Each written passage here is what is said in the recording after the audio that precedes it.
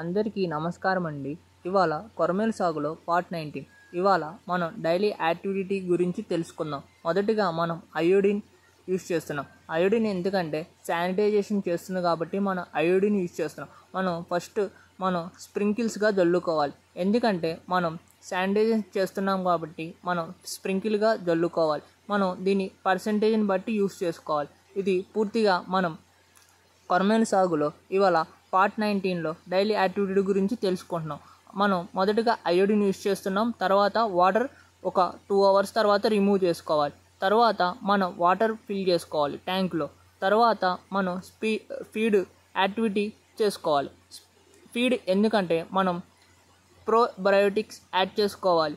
తర్వాత మనం ప్రోబయోటిక్ వెయిట్ని బట్టి చూసుకుంటూ మనం ఫీడ్లో యాడ్ చేసుకోవాలి. తర్వాత మనం క్వాంటిటీ చెక్ చేసుకొని ఫీడ్లో మిక్స్ చేసుకొని తర్వాత మనం యూస్ చేసుకోవాలి ఫీడ్ని. ఇది ఫిష్ ట్యాంక్లో మనం యూస్ చేస్తూ ఉండాలి. తర్వాత మనం ఫీడ్ మిక్సింగ్ చేసుకోవాలి. ఇది విటమిన్ సి మనం ప్రోబయోటిక్గా యూస్ చేస్తున్నాం. ఎందుకంటే విటమిన్ సిలో ఫీడ్ అట్రాక్టివ్ చేసే విధానం ఉంది కాబట్టి మనం విటమిన్ సి యూస్ చేస్తున్నాము. ఇది మనం చేపలకి ఫీడ్లో కలిపి ఇవ్వాలి.